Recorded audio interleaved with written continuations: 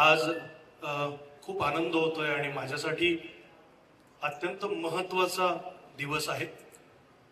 कारण अनेक वर्ष मी या इंडस्ट्रीमध्ये काम करतोय आणि मला यावर्षी मुंबईत येऊन गाव सोडून मुंबईत आलो आणि बरोबर 2026-2001 ला आलो मी। 25 वर्ष पूर्ण होत आहेत आणि माझ्या भोवतीचा एक चित्रपट योग घातलाय 25 वर्षाच्या स्ट्रगल नंतर। माझ्यासाठी खूप महत्त्वाचा दिवस आहे। म्हणजे सिनेमा, नाटक, मालिका आपण काम करतच असतो, फेम, प्रसिद्धी, पैसा सगळं मिळवत असतो, पण ते करत असताना प्रत्येक ऍक्टर ऍक्ट्रेसचं एक स्वप्न असतं की मी छोटे छोटे रोल केलेले आहेत। म्हणजे अगदी पॉपकॉर्न पडला आणि तो उचलायला गेला तरी माझा रोल जाईल, एवढे छोटे छोटे रोल मी केलेले आहेत।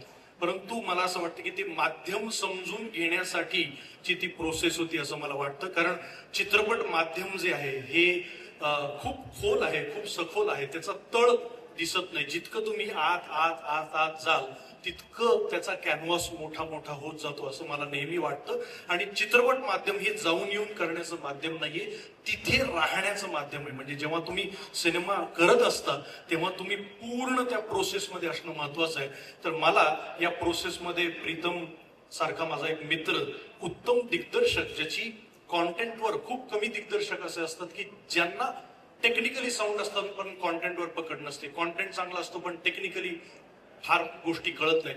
पण प्रीतम हे एक असं कॉम्बिनेशन आहे डिरेक्टर म्हणून, म्हणजे या मंचावर त्याचं खोटं कौतुक करत नाहीये, मी खरं सांगतोय की स्टोरी असेल, स्क्रीन प्ले असेल, डायलॉग्स असतील, सिनेमाचा कॉन्टेंट असेल आणि टेक्निकल, ह्या दोन्ही गोष्टींवर पकड असणारे डिरेक्टर मराठी इंडस्ट्रीमध्ये खूप कमी आहेत। आणि आपल्या मराठीला प्रीतम सारखा डिरेक्टर लाभलाय तर आपण खरंच नशीबवान आहोत।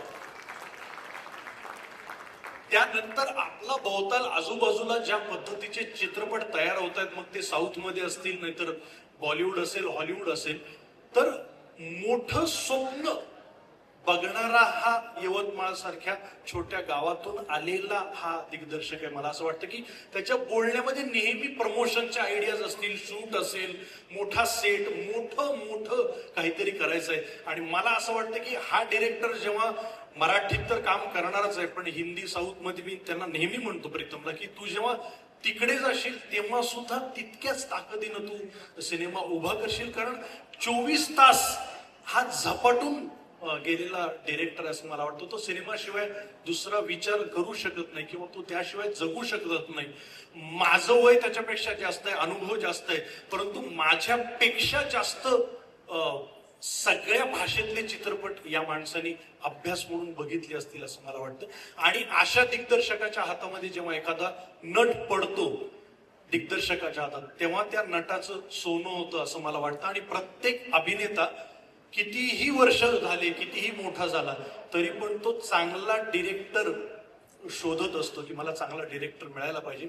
आणि हा गोडबोल आहे खूप, डिरेक्टरकडे जे स्किल लागतं, काम कसं काढून घ्यायचं आणि नटांना घड्याळ बघू द्यायचं नाही। म्हणजे जुन्या काळामध्ये शेतकरी सूर्यावरनं ठरवायचे किती वेळ झालीये, आम्ही घबाड कुंडला सूर्यावरनच ठरवायचो की आता पहाट झाली, आता सकाळ झाली आहे। आणि दीड म्हणजे चांगलंच आहे, पण दीड शिफ्ट मध्ये यांनी आमच्याकडून काम करून घेतलंय। हॉटेलवर गेल्यावर कळायचं की अरे 1.5 शिफ्ट केली आपली यांनी। आणि अशा अनेक वेळा, म्हणजे मी त्याच्यावर गाणं सुद्धा केलं होतं, प्रीतम प्रीतम प्रीतम दे मला कॉल टाइम, प्रीतम प्रीतम दे मला कॉल। कारण सगळ्यांना धडधड ना, पहाटे 7ला हॉटेलला आलोय, आता हा दुपारी 2ची शिफ्ट लावणार आहे का 12ची लावणार आहे, आंघोळ करून पळायला लागणार आहे, कॉल टाइम सतत प्रीतम प्रीतम दे मला कॉल टाइम। 1.5 शिफ्टाची शूटिंग झाली, आता मी थक्कम।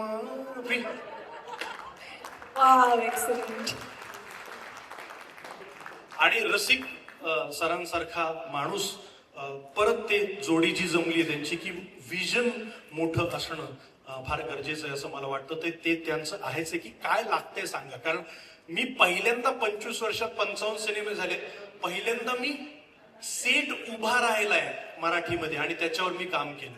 नाहीतर वाडा असतो, तो रेडी असतो, त्याचा रेंट आपण देतो आणि तिथे शूट करतो. पण काही हजार स्क्वेअर फीटचा सेट उभा करणं ही सोपी गोष्ट नाहीये असं मला वाटतं. त्याच्यामुळे रसिक सरांसाठी आपण जोरदार टाळ्या झाल्या पाहिजेत. आणि प्रीतमचं वैशिष्ट्य असं आहे की जे परत परत निर्माते त्याच्याकडे येतात सिनेमा तू कर म्हणून, कारण निर्माता जगला पाहिजे. आत्ता मराठीची गरज ती आहे असं मला वाटतं की सिनेमा चालला पाहिजे, त्याच्या आधी निर्माता जगला पाहिजे असं मला वाटतं. त्याच्यामुळे नटराजाच्या चरणी आजच्या दिवशी एवढीच प्रार्थना करतो की घबाडकुंड हा सिनेमा खूप चालू दे, सुपर डुपर हिट होऊ दे. त्यांनी जे पैसे टाकलेले आहेत त्याच्या × 4 × 5 × 10 यांना मिळू दे, कारण असे निर्माते पैसे आल्यानंतर परत चांगला सिनेमामध्येच इन्व्हेस्ट करणार आहेत, ते दुसरीकडे कुठे इन्व्हेस्ट करणार नाहीयेत. त्यामुळे चालू दे, कारण इंडस्ट्री चालली पाहिजे. फक्त ऍक्टर्स नाही तर आज तुम्ही स्पॉटदादाला सुद्धा स्टेजवर बोलवलं, त्यांच्यापासून ते डिरेक्टर ऍक्टर्स पर्यंत सगळ्यांची उपजीविका, सगळ्यांचं पोट या क्षेत्रावर आहे. त्याच्यामुळे सिनेमा चालणं, निर्माता जगणं हे मला अत्यंत महत्वाचं वाटतं. आज ही फिल्म जी आहे ती मी अनेक सिनेमे केले. आमचं आल्याड पल्याड किंवा त्याच्या आधी आम्ही निष्कामपासून मी प्रीतम बरोबर काम करतोय आणि तेव्हापासून त्यांनी जे जे चित्रपट केले त्या चित्रपटांमध्ये मी आहे. त्याच्यामुळे आता मी त्याच्या रेशन कार्डावर आलेलो आहे. त्याच्यामुळे आता माझं नाव हटवणं शक्य नाहीये. आणि आजच्या दिवशी मी 25 वर्ष, जसं मगाशी म्हणालो की 25 वर्षाचा हा माझा प्रवास आहे. पहिल्यांदा माझ्या भोवतीचं की सेंटर कॅरेक्टर जे आहे ते माझ्या भोवतीचं असं काहीतरी येते, त्यामुळे मनापासून आनंद होतोय.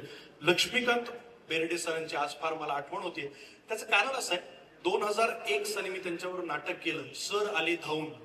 त्या नाटकामध्ये मी छोटासा भूकंपग्रस्त मुलाची भूमिका करायचो आणि त्यावेळेस मला 125 रुपयाचं मानधन मिळायचं, पाकिट होतं तेव्हा मानधन.